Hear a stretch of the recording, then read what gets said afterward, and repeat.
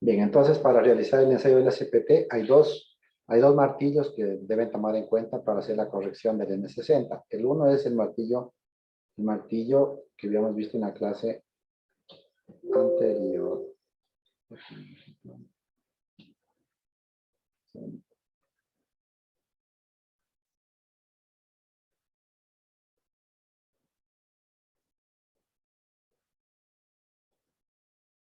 ¿Están viendo ahí? ¿Dónde quedamos? ¿Sí?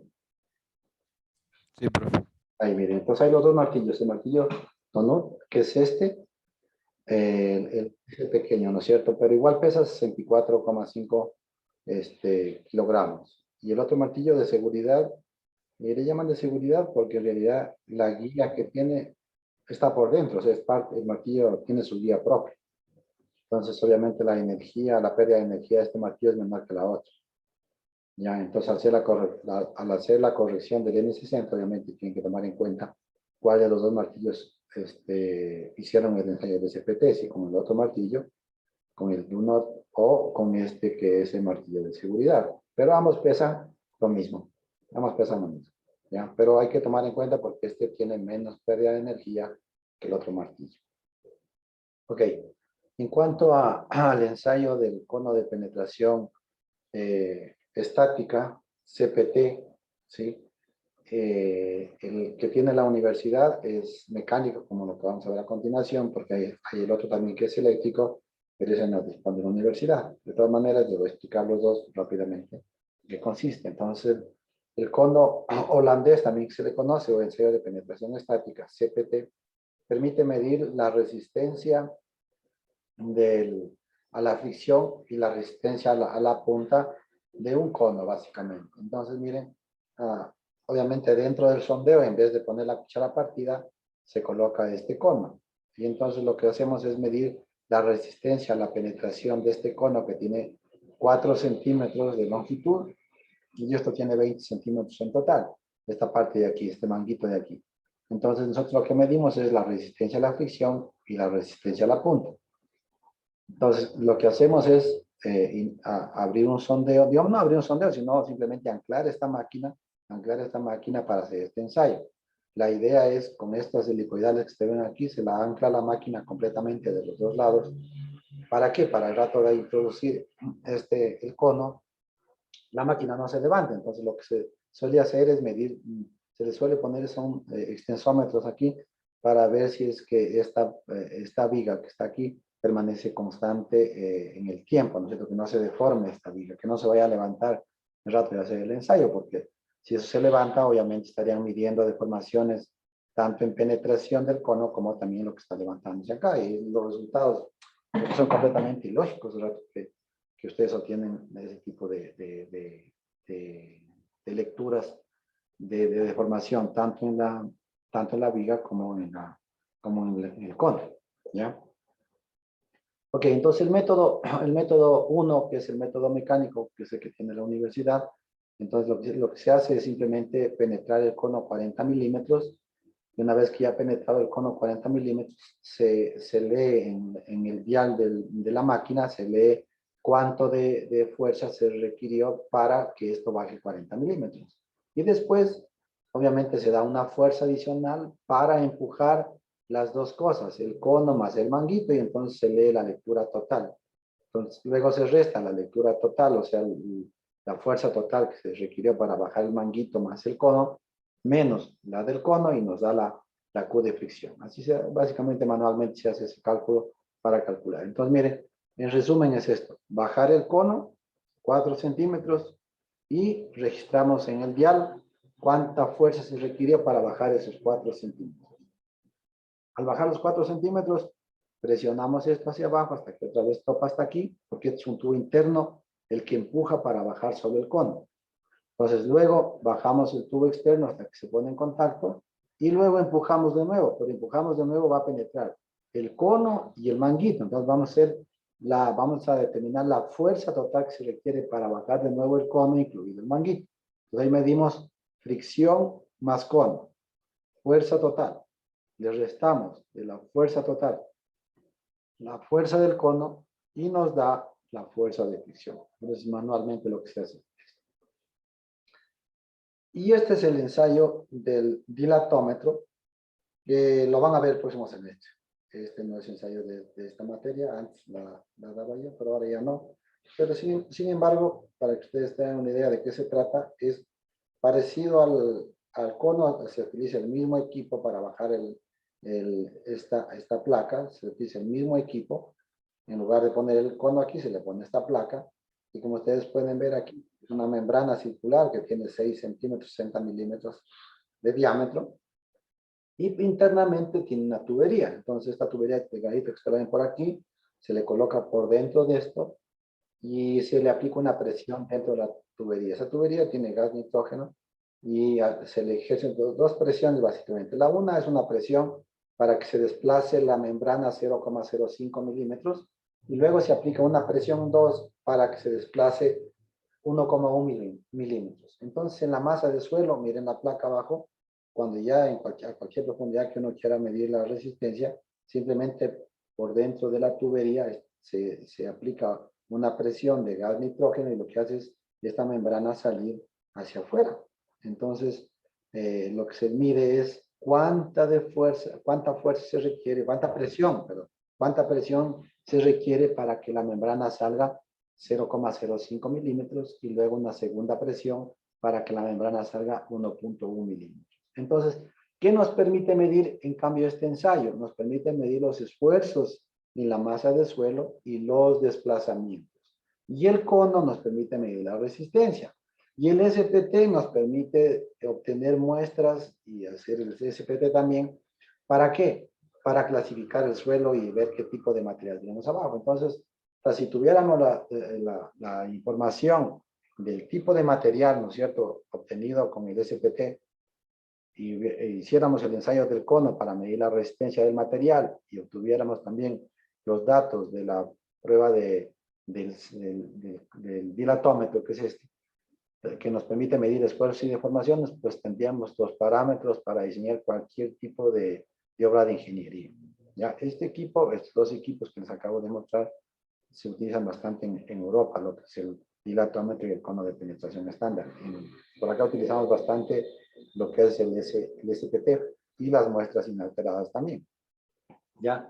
Entonces, estos dos ensayos son complementarios, el cono y el dilatómetro son complementarios, pues y nos entregan información muy buena para los diseños de cimentaciones. Y si bien es cierto, el cono que tiene la universidad no mide la presión de poros abajo, ¿no es cierto?, si hubiera presión de poros, pero en cambio el dilatómetro sí tiene para medir la presión de poros. Entonces, al hacer los dos ensayos vamos a tener también la presión de poros en caso que hubiera en el subsuelo. ¿Ya? Entonces, miren, aquí están las helicoidales, que se las baja de este lado.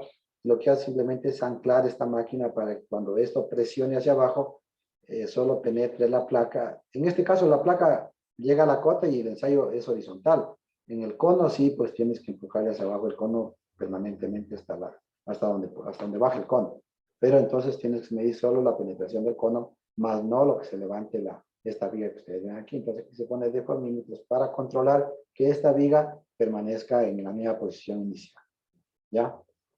Y este es el cono eléctrico. Este no tiene la universidad, pero para que ustedes sepan que este cono es completo también, este cono, el cono eléctrico. El ensayo en sí es parecido al otro. La única diferencia es que aquí directamente en el tablero en superficie te da los valores de la resistencia a la fricción, de la resistencia a la punta, de la presión de poros, las tres cosas que te mide individualmente y te registra directamente en superficie. Y con esa información podemos determinar la densidad relativa, el ángulo de fricción, la presión de preconsolidación y la relación el OCR, la relación de preconsolidación, el OCR que es el sigma prima P para el sigma prima C. Y estos son los conos eléctricos, es parecido al otro, ¿no? Son parecidos, pero son conos eléctricos que nos permiten medir en superficie directamente, como les digo, todos paramos. Entonces, aquí la idea de esto es que este equipo que ustedes ven aquí, rato de hacer el ensayo, pues simplemente se mida deformación de lo que baja el equipo y más no que esto vaya a ceder. ¿Ya? Entonces, como ustedes comprenderán, este ensayo es limitado. Por el momento que se encuentra un material duro abajo, ya no va a pasar esto y y comenzaría a levantarse el camión acá o lo que está arriba de marco de carga en la superficie. Entonces, esa es una limitante. Si tienes un material duro, pues esto no va a bajar, ¿ya? Ahí, en cambio, con el equipo de perforación puedes hacer sondeos y perforar en cualquier tipo de material, utilizando obviamente diamante o vidrio, lo que sea, para hacer eso. Entonces, déjenme solo regresar a... voy a dejar de compartir un minutito nomás. Y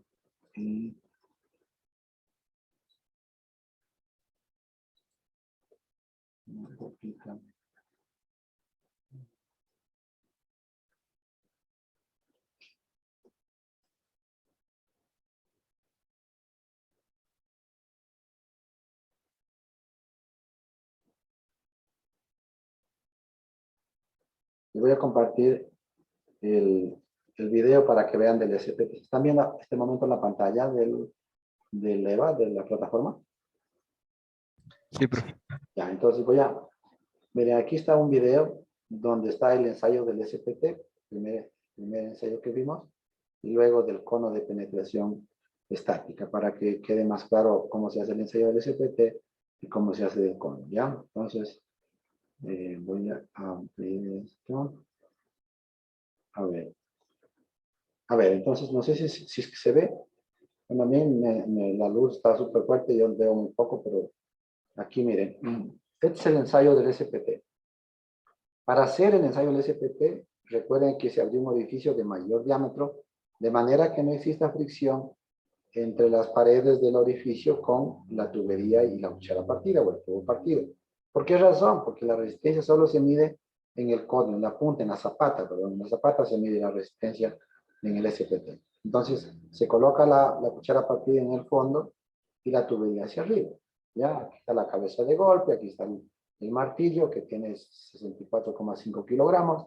El operador levanta 76,2 centímetros, se coloca esta cabeza de golpe y se pone la tubería AW, que es una tubería de alta resistencia. Una vez que está colocada la tubería y la cuchara llegaba a la cota donde vamos a hacer el ensayo, supongamos que este fuera 1 metro de profundidad, entonces aquí a nivel de superficie ponemos una guía, algo, y marcamos en la tubería, aquí marcamos y luego medimos 15, 15 y 15. Y luego lo que hacemos simplemente es contar cuántos golpes para bajar los primeros 15, individualmente cada tramo. Cuántos golpes para bajar los segundos 15 y cuántos golpes para bajar los terceros 15 o los últimos 15 centímetros. Y el SPT, acuérdense ustedes que era la suma de los 30 últimos centímetros. Entonces, yo les voy a poner el video y ustedes van a decir cuántos golpes los primeros 15, cuántos los segundos y cuántos los terceros y cuánto es el DM del SPT. Yo les pongo el video y ustedes me dirán. Contarán, por favor.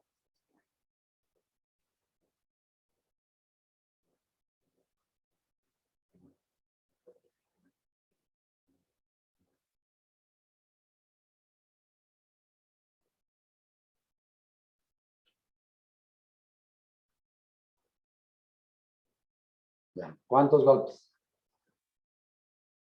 4, 3, 3. 4, 3, 3. ¿Y cuánto es el N del SPT? 6. 6. Muy bien. Y así, le abres de nuevo el sondeo a 2 metros de profundidad y repites eso. Eso es básicamente, ¿ya? Vamos a ver ahora el cono de penetración estática.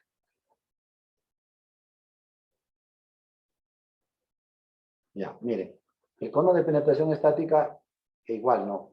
Este es el cono, este tiene 4 centímetros. Entonces, lo que hace aquí, esta carga ya no es dinámica como la anterior era con golpe dinámico. Esta es una carga estática, por eso se llama cono de penetración estática. Entonces, se va a empujar por dentro del manguito, se va a empujar. ¿Para qué? Para que esto baje los 4 centímetros. Al bajar los 4 centímetros, lo que hacemos es medir la fuerza que se requirió para empujar esos 4 centímetros o 40 milímetros.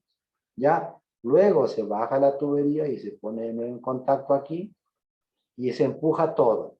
Al empujar todo está penetrando el cono más el manguito. Entonces ahí, en cambio, hacemos la lectura. ¿Cuál es la fuerza que se requiere para bajar las dos cosas? el cono y el manguito. Entonces, al medir esa fuerza total, restamos del cono y ya tendríamos la resistencia a la fricción. Entonces, miren aquí, les pongo para dos ensayos hay aquí. El uno está por aquí y el otro más abajo. Esperemos que funcione. Ya miren, ahí está bajando los 4 centímetros. Ahí se lee la lectura de la fuerza para bajar el cono. Ahí está bajando total, miren. Ahí baja el cono y el manguito. Y ahí se repite de nuevo, miren. Ahí se va a repetir de nuevo. Se baja el cono, 4 centímetros, se pone en contacto de nuevo ahí, miren. Y de ahí se vuelve a medir el total. ¿Me entendieron? ¿Me entendieron o no? Inge, una pregunta. Sí. ¿Le vuelve a bajar el cono porque es otro estrato? No, no, no, no. Lo que pasa es que el rato que solo baje el cono, solo estás midiendo la resistencia a la punta. Nada más. Y no mides la resistencia a la fricción. La idea es medir la resistencia a la punta y la resistencia a la fricción. Por eso es cuando bajas el manguito, cuando bajas el cono, tú registras la fuerza para bajar el cono. Después bajas el cono más el manguito y mides en superficie la fuerza total. Al medir la fuerza total que bajaste cono más manguito, al medir esa fuerza total, le restas de la primera parte que hicimos solo el cono, y ahí nos da la fuerza de fricción. Entonces, ahí miren, justo ahí, la fuerza necesaria para bajar el cono. Ya, ahí está bajando todo, miren, todo. Ahí medimos la fuerza total que bajamos las dos cosas. Ya, ahí se repite el ensayo, miren. Está bajando de nuevo solo el cono, te pones en contacto, y ahí comienza a bajar todo, miren. ¿Sí? Ahí comienza a bajar todo de nuevo. ¿Sí me entendieron? Sí, Inge, una pregunta. Sí. Primero baja 4 centímetros el cono y luego cuando baja todo, ¿cuánto baja? 20. Ah, ya, Inge. 20 baja en total. O sea, el manguito baja 16 más 4, 20 en total. Entonces, eso ya en la tubería tiene en superficie, tiene marcas, tiene cada 20. Entonces, es facilito para el operador hacer que eso baje hasta ese nivel, porque está marcada la tubería cada 20. Porque esto no tienes que levantar la tubería. El ensayo lo haces de manera continua, no saca la tubería, lo haces de manera continua. O sea, el rato que colocas la tubería dentro del suelo, no vuelves a sacar la tubería hasta que termines, hasta donde puedas bajar, o hasta donde te pide el cliente, si es que el suelo lo permite, o si es que vas a hacer 10 metros, 5 metros, 10 metros, lo que sea. Sí, siempre y cuando el suelo lo permita. Tú bajas. Nosotros en el sur hemos hecho varios ensayos de estos, porque ahí los materiales se prestan para hacer este ensayo. Como les digo, en materiales bastante duros es un poco difícil porque el rato ya que quiere bajar esto, en lugar de bajar, la máquina se levanta y entonces ya no baja el equipo. Pues hasta ahí nomás llegó, ya no se puede bajar más. Ok, dejemos de compartir esto. Voy a regresar.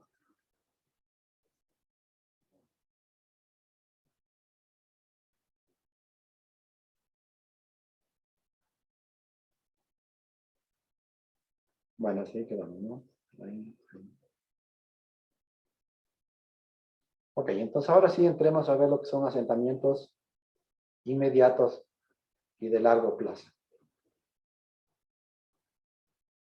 Ya, entonces, asentamientos inmediatos o elásticos, que también se llama porque siempre vamos a calcular en el rango elástico, donde el esfuerzo y la deformación unitaria tienen una proporcionalidad, ¿sí? Están donde son proporcionales la relación esfuerzo-deformación. Porque elástico puede ser más arriba, ¿no es cierto? Pero siempre tiene que ser solo hasta donde hay una proporcionalidad entre el esfuerzo y la deformación. Entonces, cuando nosotros medimos este tipo de asentamientos, como son rápidos, no se demoran, no hay cambio de volumen, ni tampoco de humedad. Se producen mientras dure la construcción. ¿Sí? Y obviamente se aplica la teoría de la elasticidad. Sin embargo, dependiendo del tipo de material, hay algunos autores que sí consideran el tiempo del asentamiento por consolidación inmediata. ¿Por qué razón? O elástica, perdón. porque a veces puedes tener una arena, por ejemplo, que tenga bastante limo, bastante arcilla. Entonces ahí el tiempo de asentamiento no necesariamente va a ser solo hasta cuando se termine la construcción. Puede ser que después también se produzca ese asentamiento, ¿ya? Por eso considera también el tiempo en algunos casos. Algunos métodos consideran también el método para el cálculo de asentamiento elástico, ¿ya? Por eso va a depender del tipo de material. Entonces, el módulo de elasticidad de cero, esto es importante porque este módulo de elasticidad del suelo es el que nos va a permitir a nosotros determinar el asentamiento elástico, el asentamiento inmediato. Entonces, vamos a ver algunos métodos para poder determinar este módulo de elasticidad. Entonces, ya habíamos visto en los ensayos anteriores, tanto el ensayo de compresión simple como los triaxiales, que para hacer los mismos se requieren muestras inalteradas. Entonces, si queremos determinar el módulo a nivel de cimentación, por ejemplo, ahí sacamos un bloque inalterado y hacemos ensayos de corte, de compresión triaxial, compresión simple, cualquiera de esos ensayos para determinar el módulo de elasticidad con una muestra inalterada. También podemos, a cualquier profundidad, digamos, mientras el suelo lo permita, también determinar Shelby's. Y entonces estos Shelby's, para que ustedes más o menos tengan una idea cuál es el rango para obtener muestras inalteradas en Shelby, yo diría que si es que estás haciendo el ensayo del SPT, podría ser desde 4 golpes, por ahí 4 golpes que te dé el SPT, hasta 20, diría yo. Hasta 20 que te dé un número de golpes de 4 a 20, puedes obtener muestras. Si te da menos de 4, 3 golpes, 2 golpes, claro, la muestra entra dentro del Shelby fácilmente. El problema es que el rato que tú la vas a sacar con el extractor de núcleos, ¿no es cierto?, en el laboratorio, tú sacas la muestra, pero esa muestra prácticamente no sirve. ¿Por qué razón? Porque prácticamente es un material muy blando. Entonces, si quieres formar una probeta de un cilindro y quieres someterle a carga, enseguida va a fallar. Entonces, no tiene mucho sentido sacar muestras para lo que es corte, modelo elasticidad. Ahora, si quieres verificar y decirle al cliente, mire, queremos hacer un ensayo de consolidación para decirle que este trato donde se pensaba cimentar no hay cómo porque la magnitud del asentamiento es demasiado grande, eso es otra cosa. O sea, en suelos blandos se saca, obviamente, yo no les digo que no saquen, yo les digo para calcular el módulo, difícilmente si es que es un suelo muy blando. Pero si quieres determinar el asentamiento, pues sácalo, porque para el asentamiento no hay problema, porque el asentamiento es un anillo apenas que tiene una pulgada de espesor la probeta, entonces, y tiene el mismo diámetro prácticamente del tubo Shelby, entonces ahí no hay ningún inconveniente. El inconveniente es tallar cilindros de 7 centímetros por 3,6, porque el rato que lo pones verticalmente, ya por su propio peso ya comienza a deformarse, entonces claro, si le das una carga va a fallar inmediatamente. Entonces no tiene mucho sentido sacar sobre materiales blandos para determinar el módulo, ¿ya? Entonces, por ejemplo, un tubo Shelby, aquí se le quita el material de aquí, se le coloca parafina de este lado, igual del otro lado parafina, se le coloca un plástico aquí, cinta adhesiva de ambos lados, y en la mitad una etiqueta donde se coloca el proyecto, la obra, el sondeo, la profundidad, el tipo de material, y con eso va al laboratorio en una caja llena de acerrín, ¿no es cierto?, para ponerlo verticalmente, o poner ahí verticalmente los Shelby, ¿ya? Entonces, cuando son suelos que ya te dan más de 20 golpes, el Shelby no sirve. Entonces, hay este tubo Denison, que es triple pared, que este sí permite determinar muestras en materiales mucho más duros.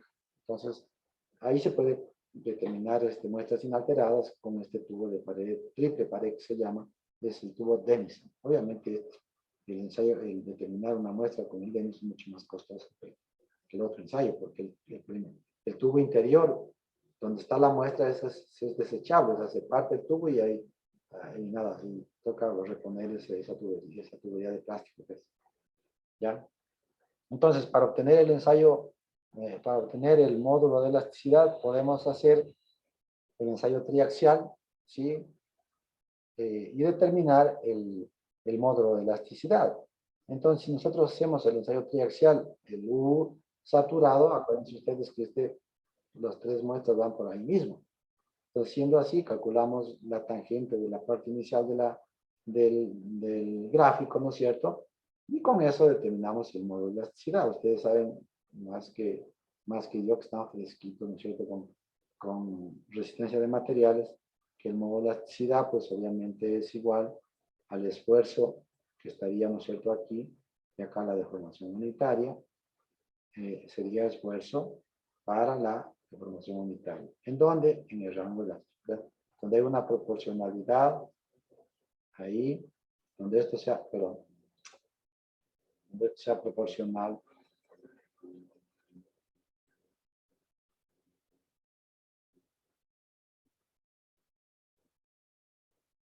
Sí, aquí existe una proporcionalidad, ¿no? Hasta el límite de proporcionalidad. Aquí, este va a ser una constante, se llama constante de proporcionalidad también el módulo de elasticidad.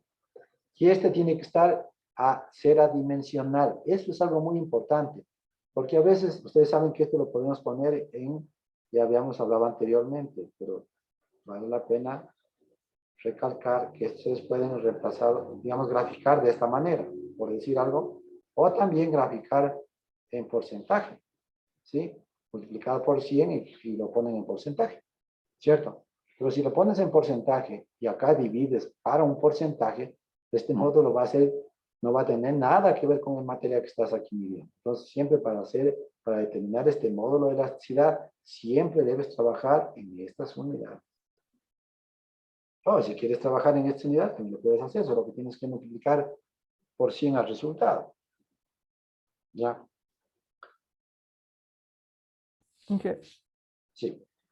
En este caso, en esta gráfica, ¿cómo se le vería ahí el esfuerzo total máximo arriba en el punto más alto de la curva o No, pues aquí está clarito, el punto está facilito de determinar.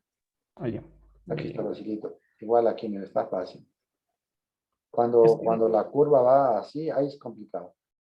es que en el ensayo, en la práctica última que Mira, a nos ver, mandó a hacer, ahí mira.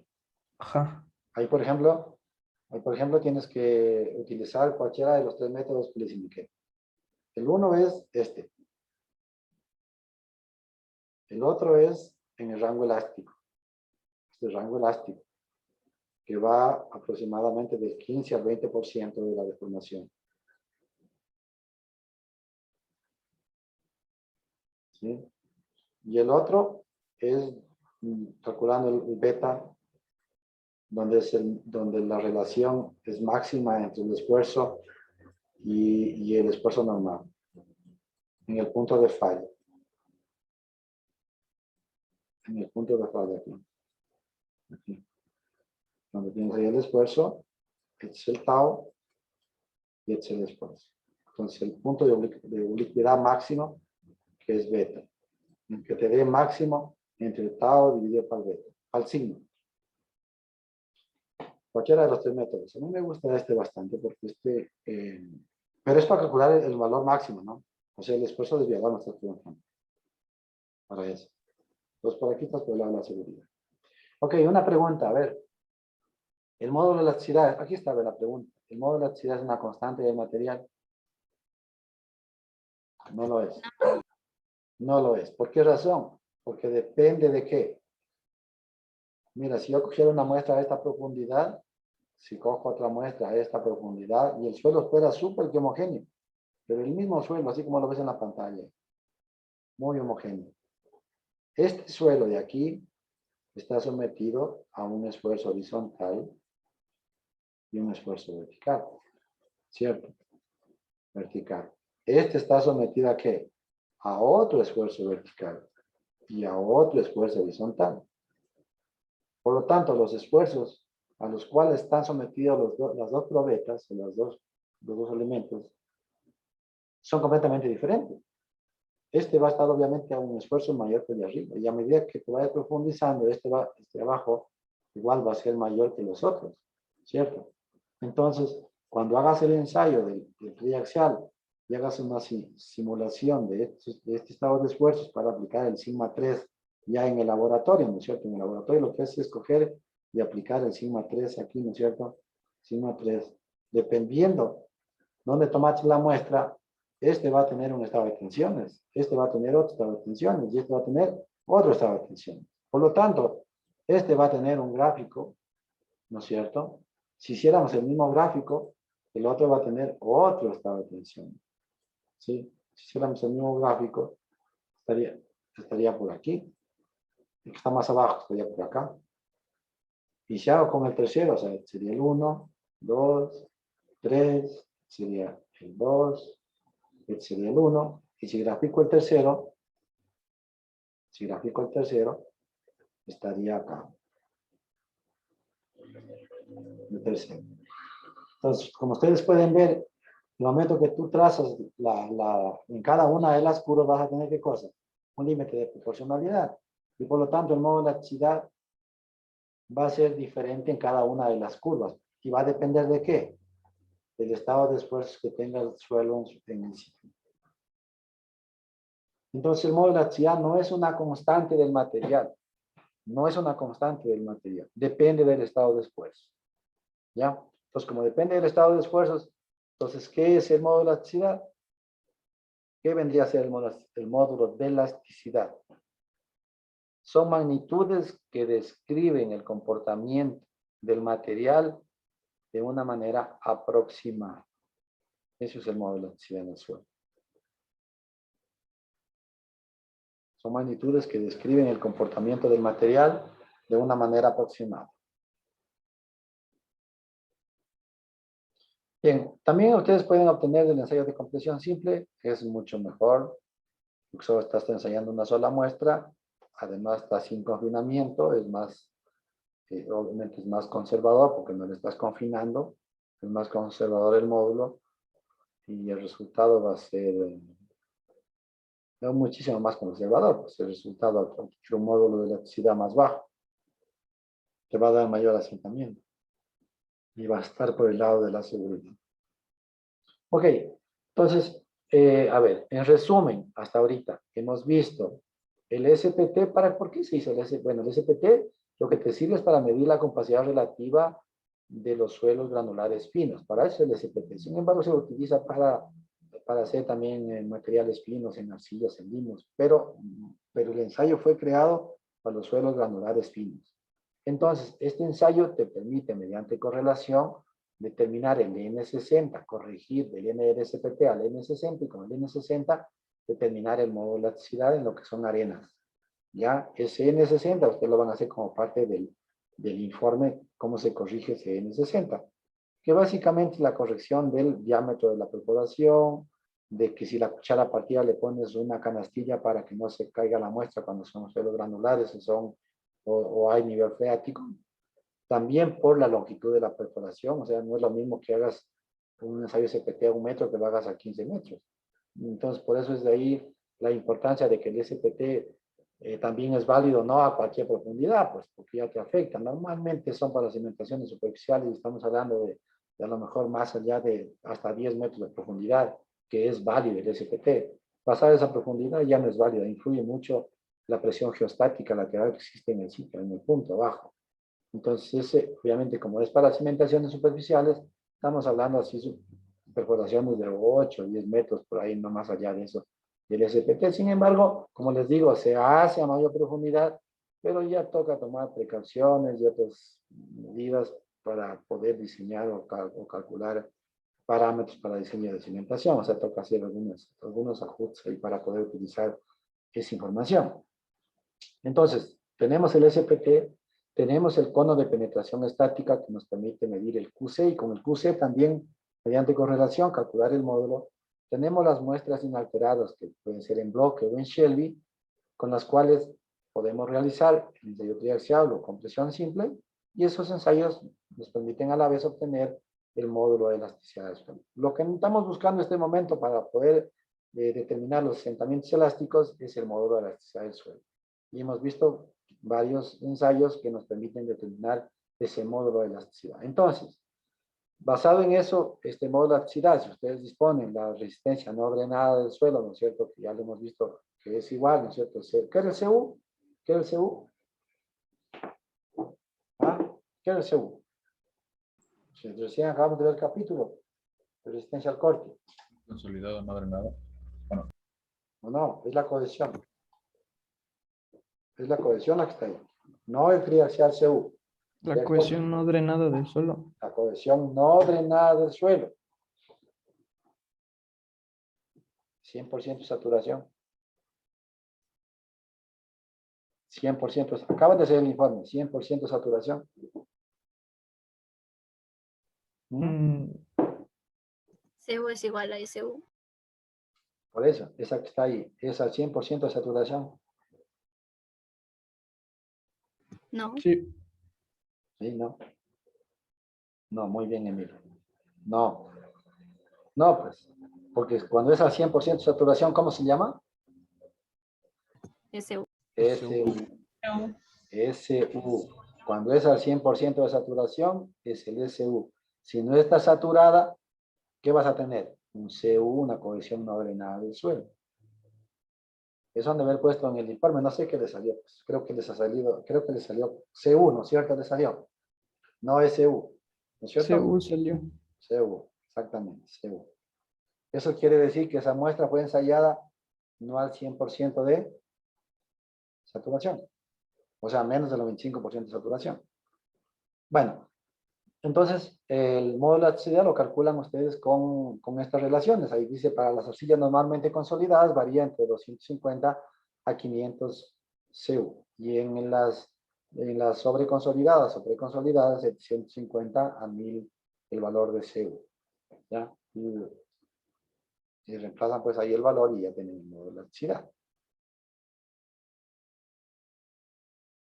Ok, en suelos granulares, bueno, aquí para que tengan alguna idea respecto de cómo va a fallar o cuál es el criterio de falla de una zapata que está cimentada en suelos granulares, cuando la zapata es pequeña, el problema ahí o el criterio de diseño es la rotura del material. Mientras más pequeña es probable que se rompa el material, pero en cambio cuando es más grande, el bulbo de presiones se disipa a mayor profundidad y por lo tanto lo que predomina ahí es el asentamiento. ¿Ya? Entonces, obtener muestras inalteradas en suelos granulares, súper difícil. Muy difícil obtener muestras inalteradas en suelos granulares. Entonces ahí nos sirve el SPT. Para eso nos sirve el SPT. Justamente porque no hay cómo obtener muestras inalteradas, podemos mediante correlación obtener el módulo de actividad a través del valor del SPT corrigiendo al M60. Cuando hacemos muestras compactadas, ¿no es cierto? Ahí es un problema, porque ustedes pueden de la arena calcular el gamma del material, el gamma del suelo, pueden calcular, ¿no es cierto?, el gamma del suelo. Pero el problema es que, supongamos que les da, por dar una idea, 1,8 toneladas por metro cúbico. Supongamos que les da 1,8 toneladas por metro cúbico la densidad del material, les da. Y como es arena, pues no pueden moldear una muestra, ¿no es cierto? Una arena, de cuenta que están en la playa, tallen un bloque, ¿no es cierto? Mentalmente se dan cuenta que no pueden tallar un bloque, ¿ya? Entonces, sacas la densidad y te da 1,8. Entonces dices, ok, vamos a compactar este material y vienes y le compactas en un cilindro que son desmontables, vienes acá, determinas la densidad y haces por capas y dices, bueno, vamos a poner aquí tantas capas, ¿no es cierto?, en el molde y tantos golpes por capa. Entonces compactas esto y puede ser que esta capa le compactaste más que la de arriba o menos que la de arriba, ¿no es cierto? ¿Ya? La otra la compactaste sí, un poquito mayor, menos, ¿cierto?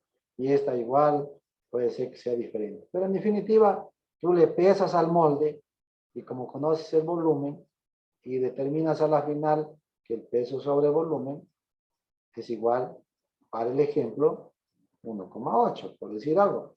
Nos dio 1,8 y está en la misma humedad. Entonces uno pensaría que realmente lo que hiciste fue, lograste, ¿qué cosa? Reproducir el peso unitario y la humedad que tenías el suelo natural acá en un molde. Desmontas esto y sacas las probetas de este cilindro, ¿ya?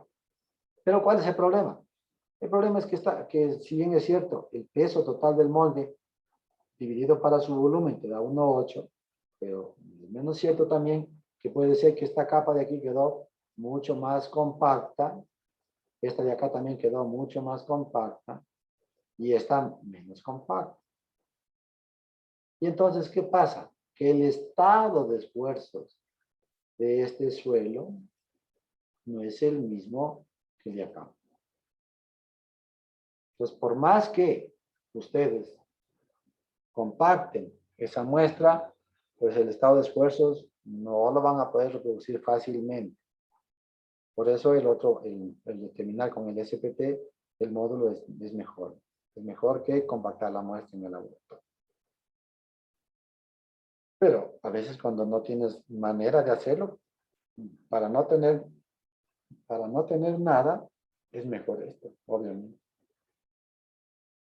Bien, entonces para los suelos granulares, si ya tienes el NLSPT, ¿no es cierto? Ya tienes el NLSPT, que es la suma de los últimos 30 centímetros, ¿no es cierto? Con este corriges y obtienes el N60, ¿ya? Corriges y obtienes el N60. Eso vamos a ver en la parte del laboratorio. Les voy a dar unas ideas ahí para que ustedes determinen la corrección del N60, que básicamente es lo que más me interesa del ensayo del SPT, que ustedes corrijan el N60 y el N160. Las dos cosas. ¿Ya? N160, las dos cosas. Bien, entonces con el N60, miren, aquí está la ecuación que nos permite determinar el módulo de elasticidad. Entonces dice que es igual a alfa por N60 y por PA, que la presión atmosférica, que esta es aproximadamente igual a 100 kilonewtones o kilopascal. Kilonewtones sobre metro cuadrado, que es lo mismo que kilopascal. El N60 que viene del ensayo y el gamma del suelo. ¿Ya? El gamma, ¿qué hablo? El alfa. El alfa va a depender de la compacidad relativa del material. Entonces, si la arena tiene finos, este alfa aproximadamente 5. Si la arena es limpia y normalmente consolidada, ¿no es cierto? Pues utilizas 10. Y si es sobreconsolidada, utilizas 15. Entonces, como ustedes pueden ver, va creciendo ese valor a medida que el material se va endureciendo. ¿Ya? Pues mientras más compacto es el material, mientras la densidad relativa es mayor, pues mayor será el módulo y menor será el asentamiento.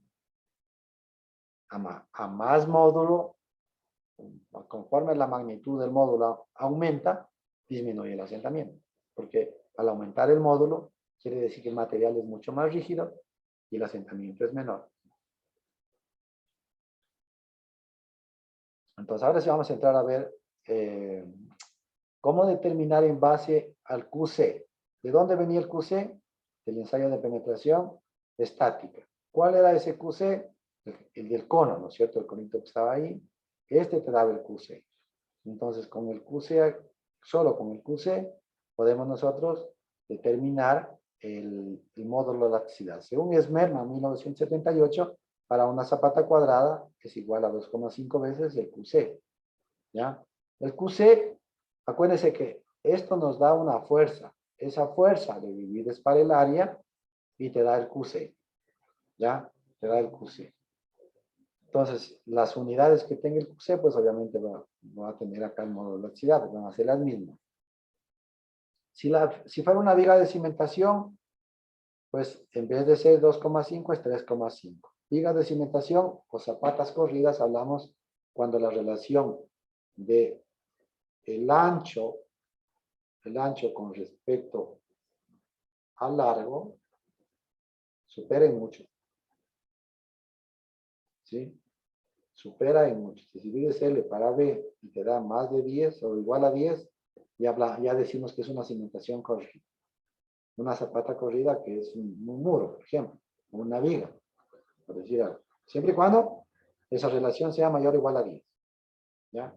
Esto es 3,5 veces QC. Y si en caso de tener una zapata rectangular, determinas el módulo de elasticidad de una zapata cuadrada, que dice, mire, módulo de una zapata cuadrada, que es igual a 2,5 veces QC, y le multiplicas por este factor, que es 1 más 0,4 logaritmo de L sobre L. ¿Ya? ¿Qué tienes para cualquier tipo de cimentación? Cimentación cuadrada, cimentación corrida o cimentación rectangular. Entonces, como ustedes pueden ver, aquí también, ¿qué pasa con el módulo? El módulo no es ¿qué cosa? Una constante que solo depende de ¿qué? Del suelo. ¿Sí ven? Depende también de ¿qué? ¿De qué depende? O sea, en otras palabras, no es lo mismo para el cálculo de asentamientos. ¿Sí? No es lo mismo que ustedes vengan y coloquen aquí una zapata cuadrada, ¿sí? Una zapata cuadrada en este suelo, que vengan y coloquen una viga, ¿sí? Una viga, vista en planta, así. ¿Ya? No es lo mismo. Que el módulo que te va a dar esta zapata, vamos que esta fuera la zapata 2, te va a dar un módulo 2, y acá te va a dar un módulo 1. Entonces, el módulo de elasticidad 1 va a ser mayor que el módulo de elasticidad 2. Porque no solo depende de la cimentación, depende también de qué cosa. Perdón, no solo depende del suelo, sino también del tipo de cimentación. Entonces, al tener una relación mayor de L sobre B, aumenta el módulo. Aumenta el módulo. ¿Quedó claro? Inge, mientras el módulo de elasticidad es menor, el suelo es más duro, es más No. Si es que es al menor revés. el módulo, el suelo es más blando, o menos cómodo. Ya. Ajá. Bien. A medida que ese módulo se dispara hacia arriba, el suelo es más resistente. Bien, gracias.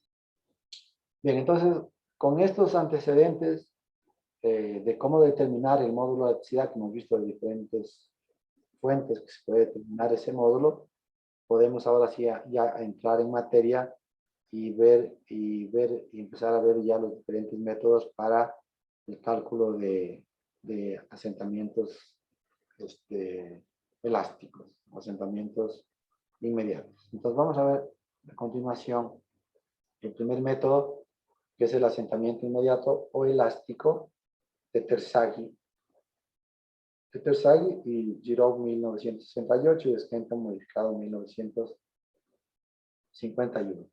Este método te permite determinar el asentamiento bajo el centro de la zapata y bajo una esquina de la zapata. ¿Ya? Por esto puesto aquí en el centro y en una esquina de la zapata. Es más facilito determinar, la verdad, porque tanto en el centro y en una esquina, pues tenemos una tabla para poder determinar los factores de influencia para el cálculo de asentamiento. Entonces, miren, la fórmula es muy sencilla. Tenemos ahí la presión del suelo, la cara que transmite la estructura.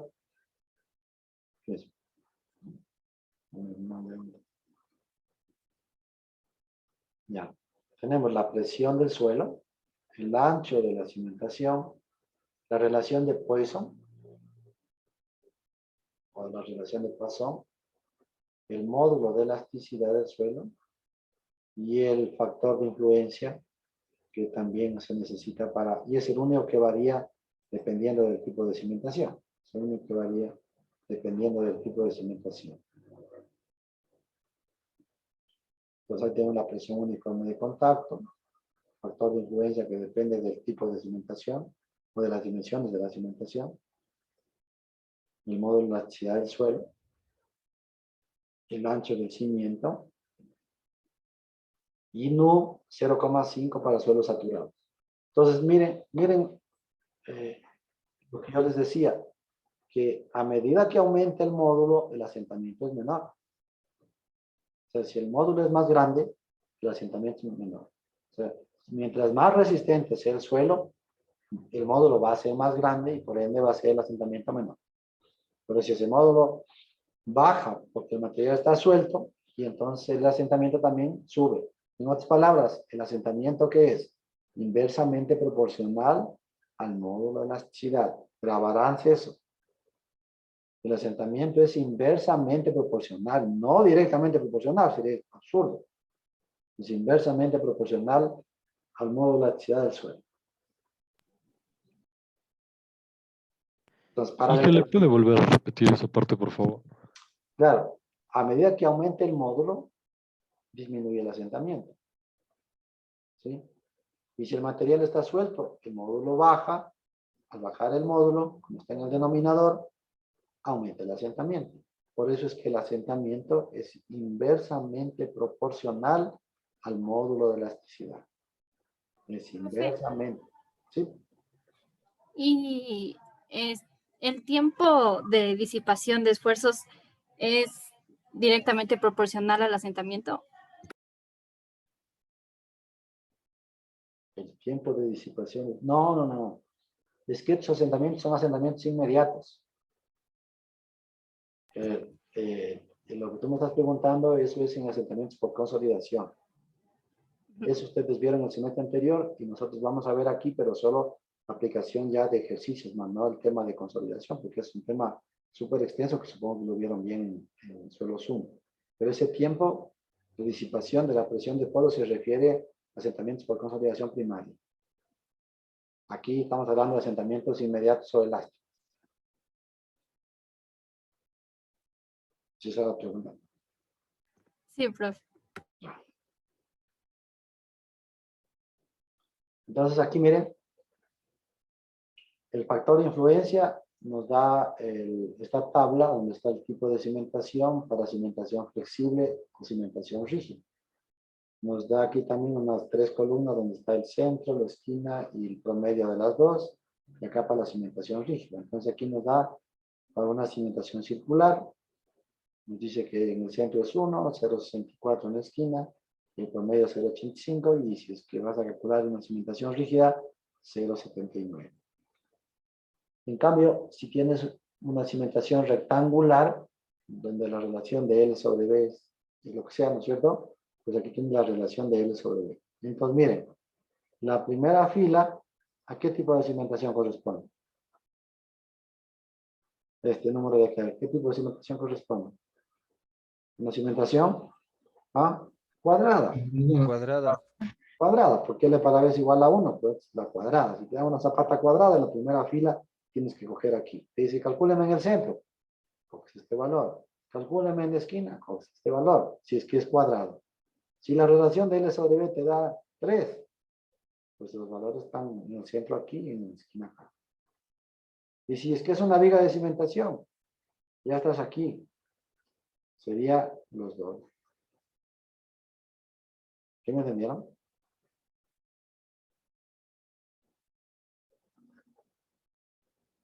¿Está claro? Sí, ¿y el promedio para qué no se ocuparía?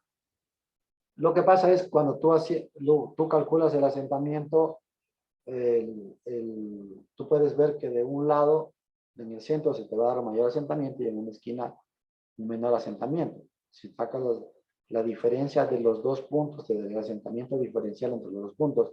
Y el otro es un valor intermedio que no tiene mucho sentido, porque uno lo calcula realmente es con el esfuerzo, con el asentamiento máximo. Ya. Y compruebas con el asentamiento diferencial. ¿Ya? Con ese verifica. Y si que fuera rígida, esa sí es por 0,79.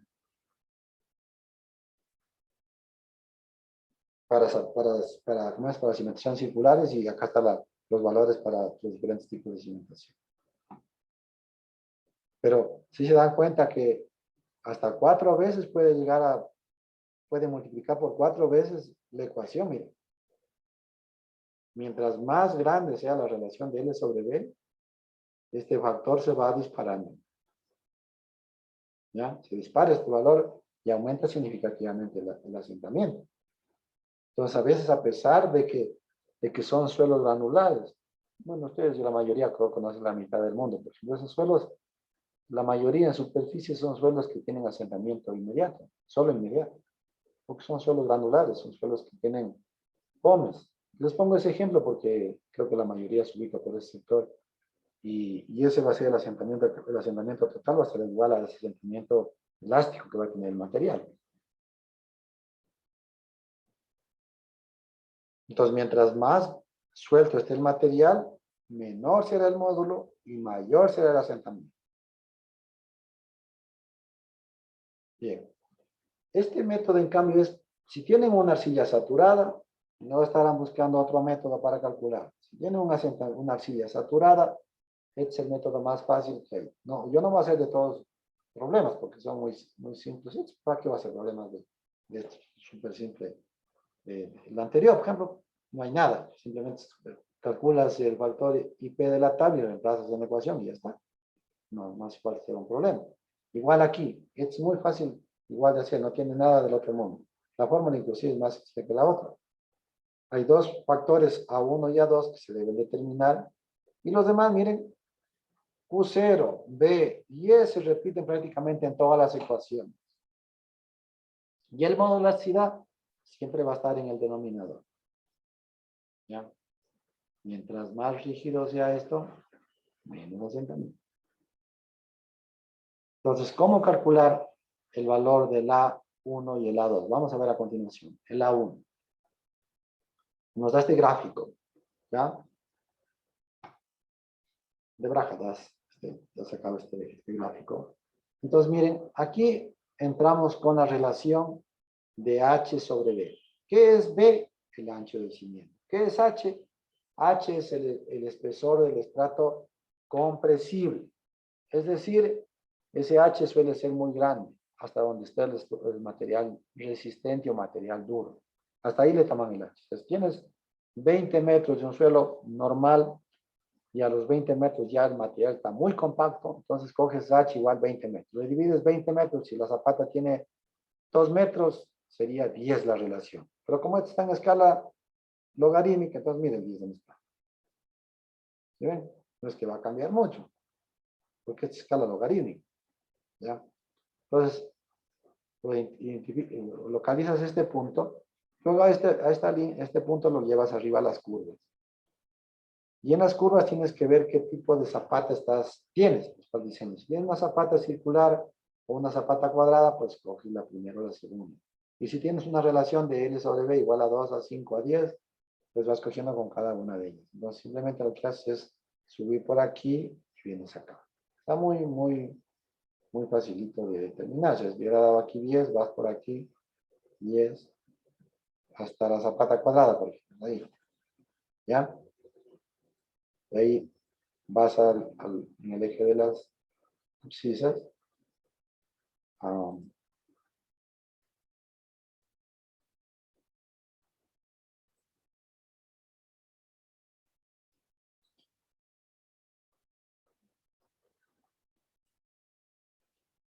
Vienes acá. Y acá ves cuánto te da este valor. Y este valor va a ser el valor de A1. Es una constante. Para lo que estás analizando viene a ser una constante. Pero es que A1 solo utilizas una sola vez en la fórmula.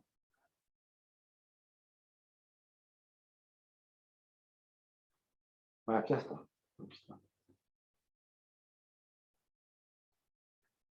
Entonces, DF es el nivel de desplante. Y H, como les decía, H suele ser bastante grande. Es donde está el estrato resistente. Siempre es H medido desde el nivel de cimentación. Y así se obtiene el valor de A sub 1. Vamos a ver ahora el valor, el parámetro de A sub 2.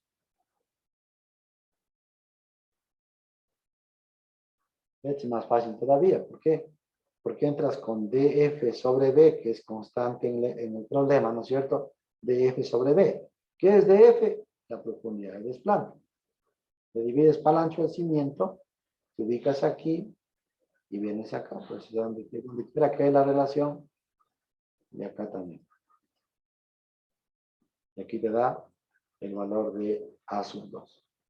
Pues ya teniendo A sub 1 y A sub 2, reemplazan en la ecuación y así de fácil determinan el asentamiento cuando se trata de arcillas saturadas. ¿Sí? Arcillas saturadas. Aquí está. Reemplazas de la 1 y la 2 aquí, pero para arcillas saturadas. ¿Ya? ¿Alguna pregunta del método? ¿No? Ok.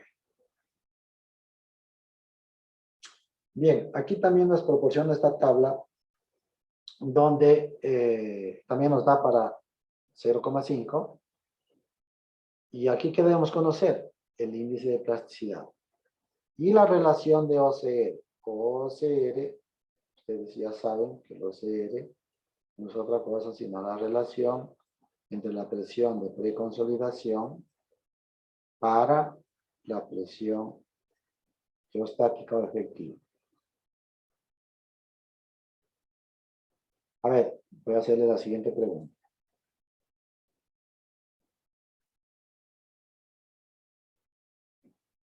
A ver, si yo saco de aquí una muestra y llevo al laboratorio y hago el ensayo de consolidación de esta muestra, entonces hago el ensayo de consolidación y del ensayo obtengo esto, ¿ya? Entonces, sé que trazo una horizontal, una tangente, la bisectriz, proyecto esto arriba, ¿no es cierto? Y por aquí bajo una línea, y acá abajo me da el sigma prima P. La presión de preconsolidación de esta muestra. Y supongamos que este fue el nivel 00 del terreno. Me estoy estorbando. Supongamos que este fue el 00 del terreno.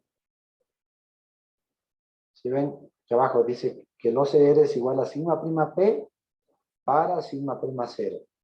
Yo a sigma prima 0 puedo calcular en este punto. Puedo calcular en este nivel. En este nivel. En este nivel.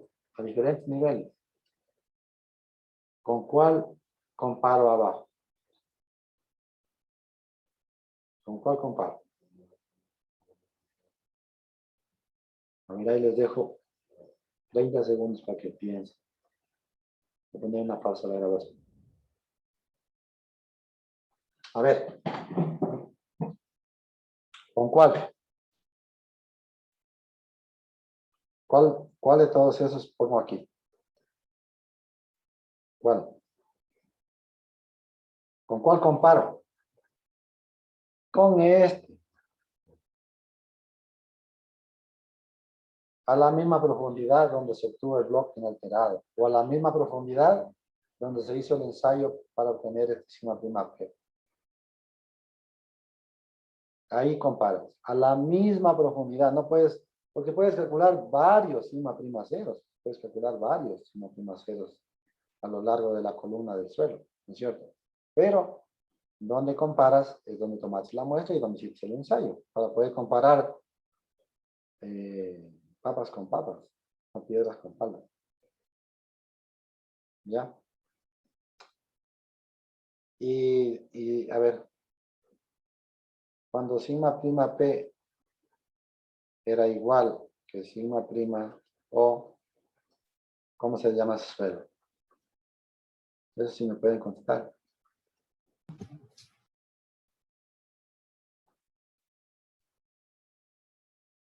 ¿Puede repetir la pregunta, profe, por Ahí favor? está, ahí está. Cuando los dos son iguales, ¿cómo se le llama ese suelo? No es normalmente consolidado. Muy bien. El de abajo ya no hace falta, ¿no es cierto? Preconsolidado o sobreconsolidado. Bueno, aquí vienen ustedes con el índice de plasticidad y vienen con la relación de OCR, la relación de preconsolidación, OCR. Y aquí tienen diferentes valores de OCR. Entonces, cuando OCR es igual a 1, ¿qué tipo de suelo es? Acaba de decirme la compañera de ustedes. Normalmente consolidado. Normalmente Normalmente consolidado. consolidado. Entonces, esta columna de aquí es para los suelos normalmente consolidados. Y de aquí para acá, los suelos preconsolidados.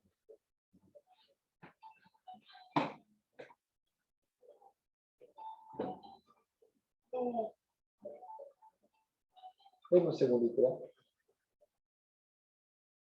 ¿No? Edison. Oye, te llamo a las 4:30. Ya. Mis disculpas. ¿Está claro?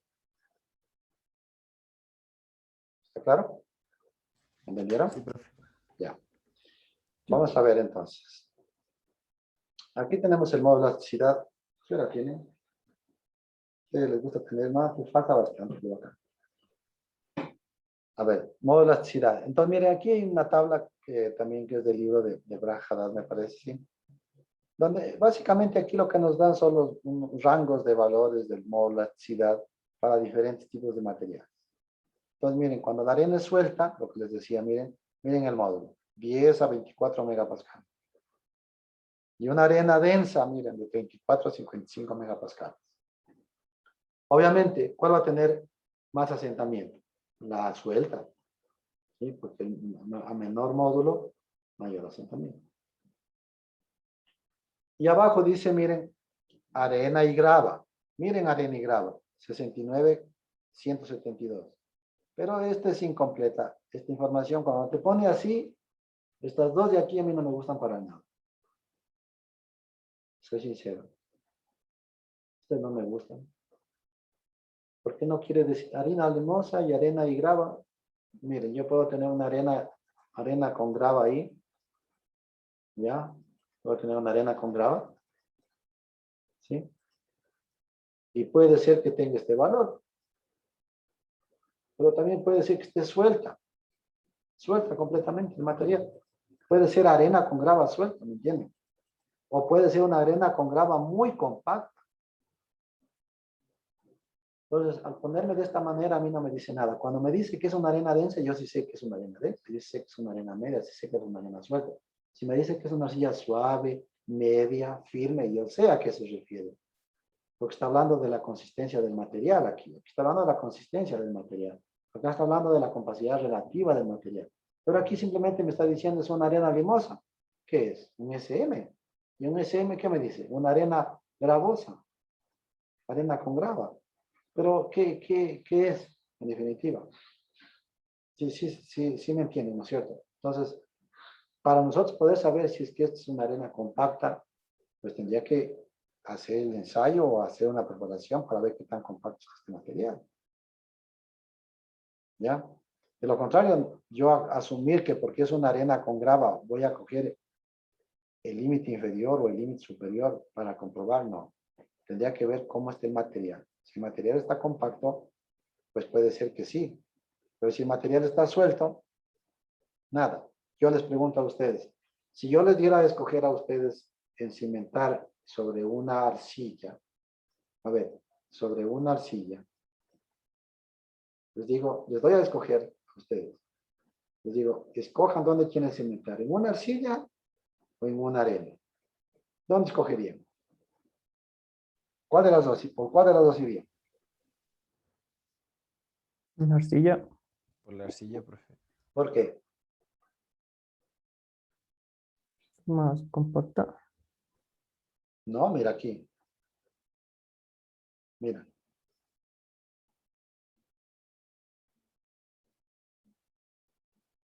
Mira, arcilla suave. Bueno, pero no importa, está bien el razonamiento que estás haciendo, estás pensando por donde deberías pensar mismo. El tipo de suelo de acuerdo a la clasificación SUX no te dice nada. Nada. Escucharán bien, lo que es nada es nada. A mí, si me dicen a mí, ¿por cuál te irías? Bueno, no lo sé. ¿Sí? No, escoger no lo sé. Pero si a mí me dices, esta arcilla es firme, esta arcilla es firme y no es expansiva, y esta arena es suelta, ahí sí yo te digo por dónde me voy. Ahí sí digan ustedes, ¿cuál cogen? La arcilla. Claro, ¿no es cierto? ¿Pero por qué? Porque ya me estás diciendo qué consistencia tiene. Entonces no pensarán que cuando le dicen, es una arcilla, uff, ya te fregaste. No, un ratito. ¿Qué tal si la arcilla está súper que compacta? Y en cambio estás con una arena ahí, con nivel freático, y está suelta, ni siquiera puedes hacer excavación para hacer los plintos. ¿Por qué? Porque cuando está suelta está suelto el material y hay nivel freático, el rato que haces la excavación, se derrumba, y ni siquiera puedes, tienes que bombear, un relajo. ¿Ya? Entonces, que quede clara la diferencia, que solo cuando te dicen es una arcilla o es una arena, nada que ver. Si te dices una arcilla firme, una arcilla compacta, lo que sea, pues ya te da una idea de cómo está la consistencia y ya tienes cómo comparar entre lo uno y lo otro. Pero así, por el tipo de suelo, pues nada que ver, nada que ver. Y lo mismo pasa en este material. Entonces, por ejemplo, esta arena grava, arena y grava, o puede ser también una grava con arena, ¿no es cierto? Una grava limosa, ¿no es cierto? Una grava arcillosa, limosa, lo que sea, o grava con arena. Por ejemplo, cuando ustedes hacen las vías, por ejemplo, lastre, material de lastre mezclado con arena, ¿sí? Ripio, no ripio, pero bueno, partículas más de todo tamaño mezclado, ahí. Y ustedes le compactan aquí con el rodillo, ¿cierto? Le compactas aquí con un rodillo, aquí le compactas al material. Entonces, cuando uno va a hacer el ensayo de densidad de campo, vienes con un cincel, aquí, con un cincel, y si con la mano logras levantar esto, ¿sí? Si con la mano logras levantar esto, quiere decir que ese material está suelto. Pero si tienes que utilizar un martillo, un combo para desprender estas partículas, quiere decir que el material está compacto. Pero si solo con la mano tú coges y haces esto con la mano y desprende las partículas, se está suelto. Ni para qué pierdas el tiempo haciendo ensayos de densidad de campo. Estás perdiendo el tiempo. Bueno, eso ya cuando trabajen haciendo compactaciones han de aprender y eso es muy bueno, ¿no? Es bueno aprender eso porque si estás fiscalizando nadie te puede engañar. O sea, no te va a engañar cuando ya tienes experiencia, ya no te engaña nadie. O cuando te dicen, vea, quiero que me dé chequeando la densidad, que pase la densidad para poder cobrar la planilla, ¿no es cierto? Es algo parecido, ¿no? Entonces vas, y claro, ya te han dejado el sitio brillando para que tú vayas y en ese sitio hagas el ensayo. Pero si tú sabes, tú no vas a hacer en ese sitio. Si tú eres el fiscalizador, ¿dónde vas a hacer? ¿Dónde haría? No ahí, pues. ¿Para qué van a hacer ahí? Si saben que haya compactado más de la cuenta. Se nota claramente que eso está brillando. Entonces uno tiene que hacer en ese punto y en otros. Entonces ahí te aseguras de que realmente eso está bien. De lo contrario, pues yo les digo esto, miren, ahí. Entonces, aquí tienes los materiales ya compactados, ¿no es cierto? Ya compactados los materiales. Pero te dice, me le pasas en este sitio que quede brillando, cosa que esté listito para que venga el laboratorista y aquí me haga el ensayo. Pero ¿por qué te hace aquí? Porque aquí le pasaste varias veces la plancha, el otro día. Y por acá también te dejo otro sitio lindo ahí, que está brillando igual. Pero ya te dejó listo. ¿Pero por qué te dejó listo? Porque le pasó varias veces a este sector y esto sí está bien compacto, pero este de acá vos no sabes. Entonces, si quieres fiscalizador, no te dejarás engañar por esto. Tienes que venir y hacer aquí, acá, donde quiera, y caer el rato que vos quieras. Entonces, si la persona es honrada, no le importará que vayas a las 10 de la noche a hacer el ensayo. Y más que todo, esto lo mejor es hacer bien, de manera que cuando tú haces bien el trabajo, no tienes que estar volviendo a pasar el rodillo, ni llamando de nuevo al laboratorio que vengan a darte haciendo los ensayos para poder cobrar. No, pues tienes que, con el rodillo dices, ok, voy a pasar tantas veces. Si ya tienes experiencia, dices, esto ya está compacto. Ahora si traigamos el laboratorista, que chequee y te dice, sí, te dio el 100%, de acuerdo, pasa. Pero ¿cuántas pasadas diste? Pues dices, di 7, bueno, ejemplo por poner, 7 pasadas. Con 7 pasadas me dio 100%. Le pones 6 y te da 100%. Y le pones 5 y te da ya 95%. Entonces, no, son 6 pasadas.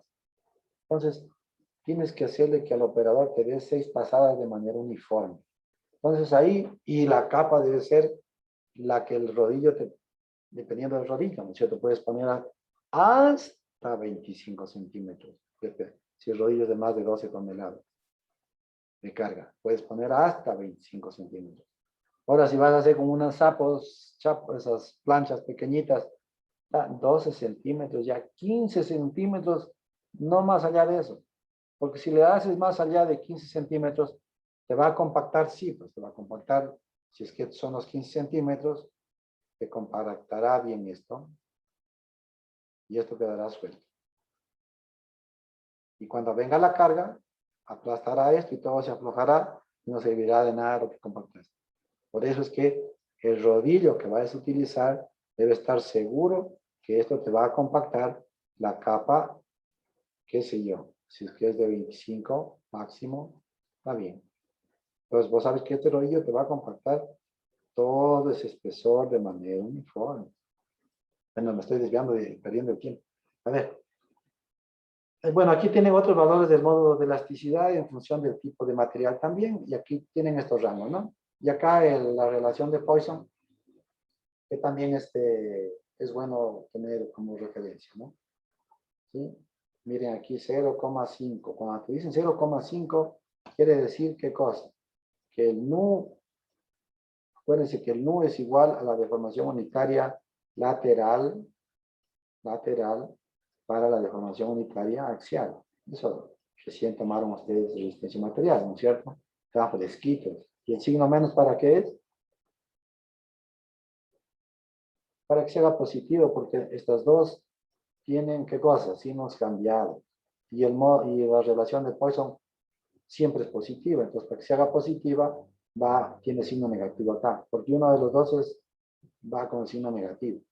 Para que se haga positivo, básicamente. Entonces, cuando te habla de 0,5, ¿qué quiere decir?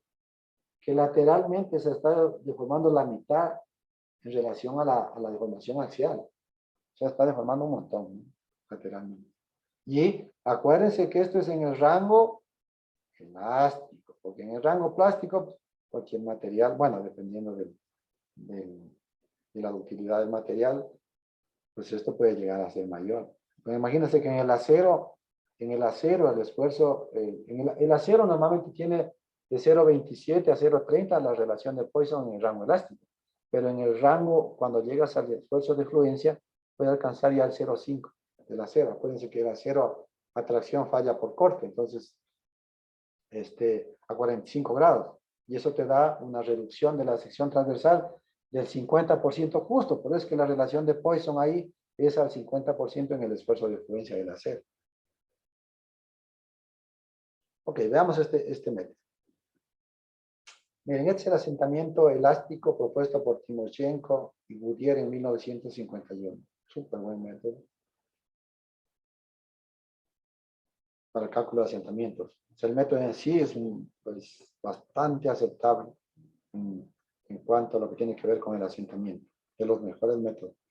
Porque obviamente a esa fecha, no sé si es que habrán habido pruebas de placa, porque la mayoría de estos métodos son verificados con pruebas de placa in situ. ¿Ya?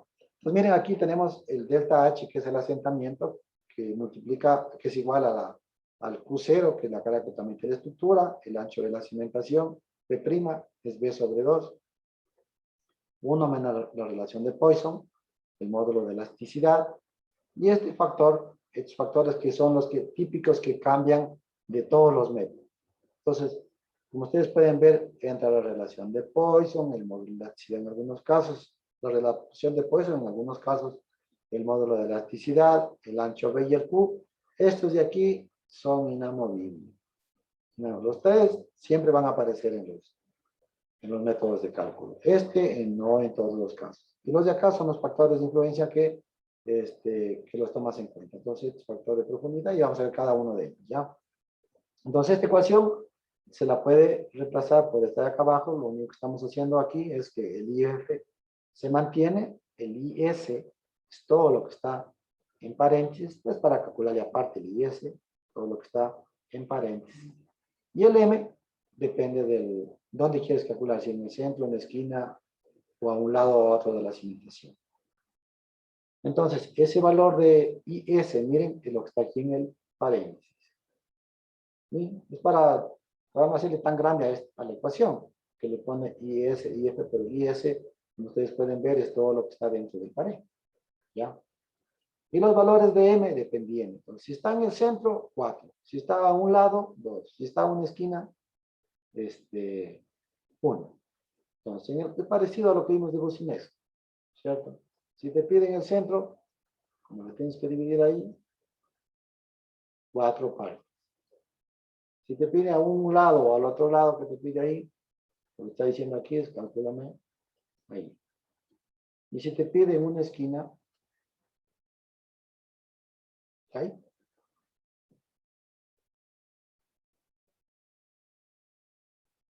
¿Ya? Entonces ahora vamos a determinar a qué es igual I1 y el I2 para determinar después el IS. Entonces vamos a determinar primeramente este I1 y este I2.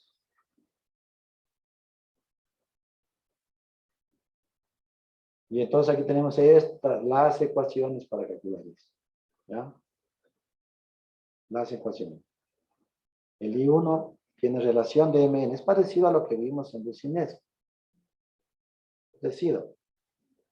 Y aquí está el I1 y el I2. Y el M y el N, ya los vamos a ver a continuación.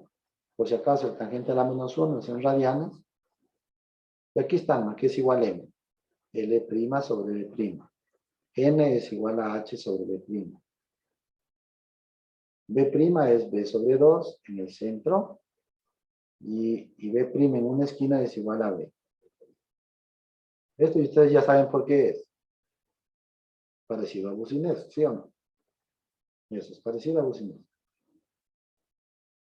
Y L' igual en el centro, L sobre 2 en el centro, y L' es igual a L en la esquina. Y con ello determinamos el valor del IS. Entonces vamos a hacer un problema.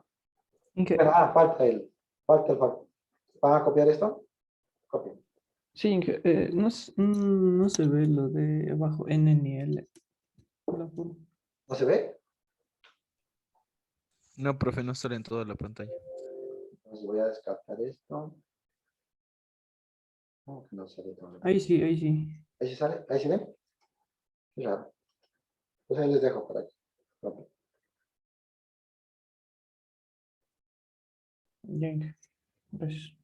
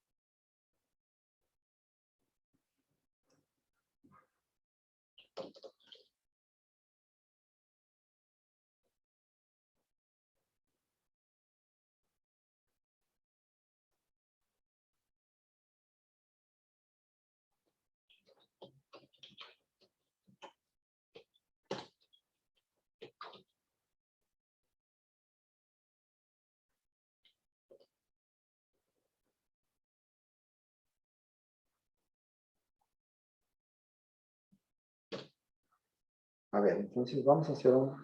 Faltaba